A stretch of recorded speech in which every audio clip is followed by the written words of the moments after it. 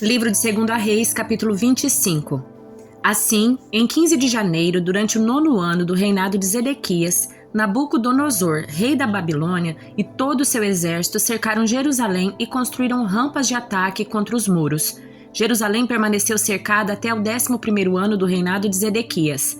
Em 18 de julho, no 11º ano do reinado de Zedequias, a fome na cidade tinha se tornado tão severa que não havia mais nenhum alimento.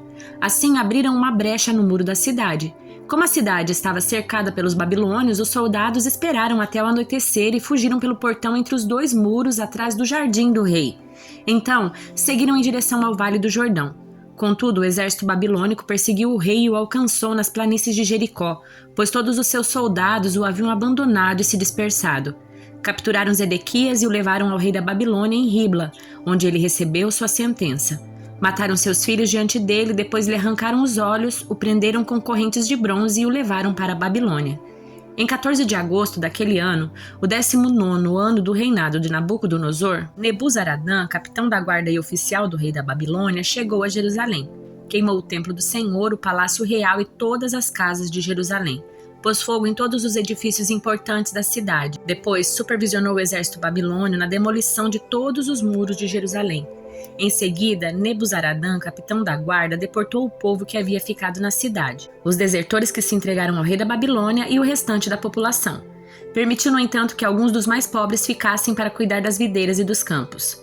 Os babilônios despedaçaram as colunas de bronze na frente do templo do Senhor, as bases móveis de bronze e o grande tanque de bronze chamado Mar, e levaram todo o bronze para a Babilônia. Também levaram os baldes para cinzas, as pás, os cortadores de pavios, as colheres e todos os outros utensílios de bronze usados para o serviço no templo. O capitão da guarda levou ainda os incensários, as bacias e todos os outros utensílios de ouro puro ou prata.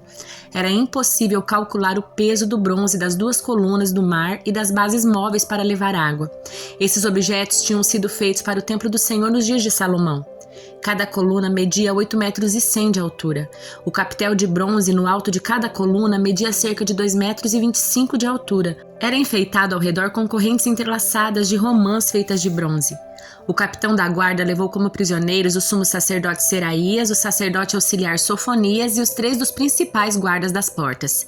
Dentre o povo que ainda estava escondido na cidade, levou um oficial responsável pelo exército de Judá, 5 dos conselheiros pessoais do rei, o secretário do comandante do exército que era encarregado do alistamento de soldados e outros 60 homens do povo. Nebuzaradã, capitão da guarda, levou-os ao rei da Babilônia em Ribla, e ali em Ribla, na tenda de Ramate, o rei da Babilônia mandou executá-los. Assim o povo de Judá foi enviado para o exílio para longe da sua terra. Nabucodonosor, rei da Babilônia, nomeou Gedalias, filho de Aicã, filho de Safã, como governador do povo que ele havia deixado em Judá. Quando os comandantes do exército e seus homens souberam que o rei da Babilônia havia nomeado Gedalias governador, foram vê-lo em Mispa. Entre eles estava Ismael, filho de Netanias, Joanã, filho de Careá, Seraías, filho de Netofatita, Tanumete, Gesanias, filho do Maacatita e todos os seus homens. Gedalias jurou a eles que os oficiais babilônios não tinham intenção de lhes fazer nenhum mal. Não tenham medo deles, disse. Vivam na terra e sirvam ao rei da Babilônia e tudo lhes irá bem. Mas no 7º mês desse mesmo ano, Ismael, filho de Netanias, filho de Elisama, que era da família real, foi com 10 homens a Mispá e matou Gedalias. Também matou todos os judeus e babilônios que estavam com ele em Mispá. Então todo o povo de Judá, dos mais simples até os mais importantes, bem como os comandantes do exército, fugiu para o Egito, com medo do que os babilônios lhe fariam. No 37º ano do exílio de Joaquim, rei de Judá, Evil-Merodach começou a reinar na Babilônia. Foi bondoso com Joaquim e o libertou da prisão em 2 de abril daquele ano. Falou com ele gentilmente e o colocou no lugar mais elevado que o dos outros reis exilados na Babilônia. Providenciou roupas novas para Joaquim no lugar das roupas de prisioneiro e permitiu que ele comesse na presença do rei enquanto vivesse. Assim, o rei lhe deu uma provisão diária de alimento pelo resto da sua vida. Salmo de número 86.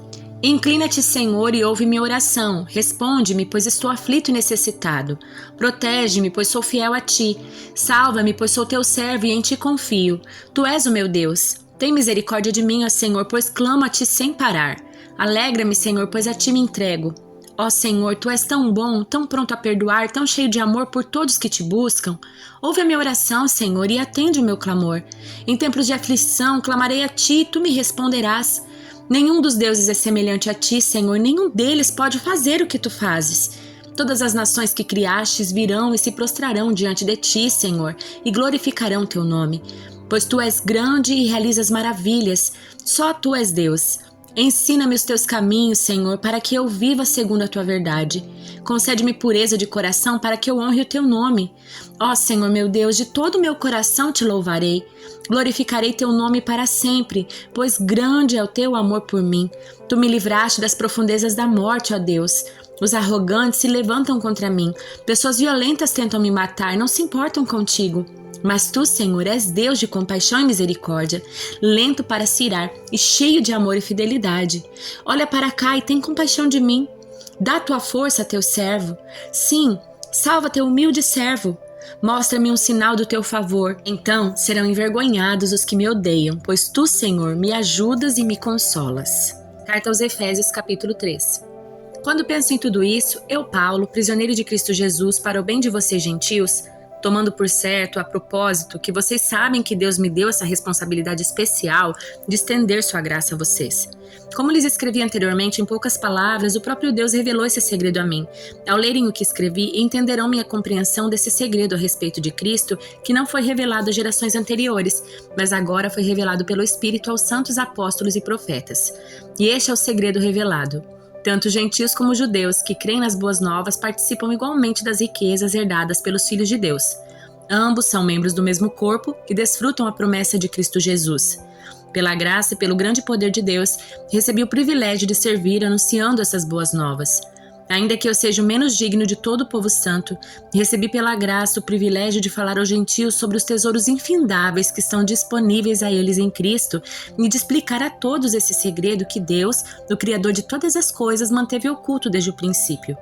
O plano de Deus era mostrar a todos os governantes e autoridades nos domínios celestiais por meio da Igreja as muitas formas da sabedoria divina. Esse era seu propósito eterno que ele realizou por meio de Cristo Jesus, nosso Senhor. Por meio da fé em Cristo agora, nós com ousadia e confiança temos acesso à presença de Deus. Portanto, peço-lhes que não desanimem por causa das minhas provações. É por vocês que sofro, a honra é de vocês. Quando penso em tudo isso, caio de joelhos e oro ao Pai, o Criador de todas as coisas nos céus e na terra. Peço que da riqueza da sua glória Ele os fortaleça com poder interior por meio do seu Espírito. Então Cristo habitará em seu coração à medida que vocês confiarem nele. Suas raízes se aprofundarão em amor e os manterão fortes. Também peço, como convém a todo o povo santo, que vocês possam compreender a largura, o comprimento, a altura e a profundidade do amor de Cristo. Que vocês experimentem esse amor, ainda que seja grande demais para ser inteiramente compreendido. Então, vocês serão preenchidos com toda a plenitude de vida e o poder que vem de Deus. Toda a glória seja a Deus que, por seu grandioso poder que atua em nós, é capaz de realizar infinitamente mais do que poderíamos pedir ou imaginar. A Ele seja a glória na Igreja em Cristo Jesus, por todas as gerações, para todos sempre. Amém.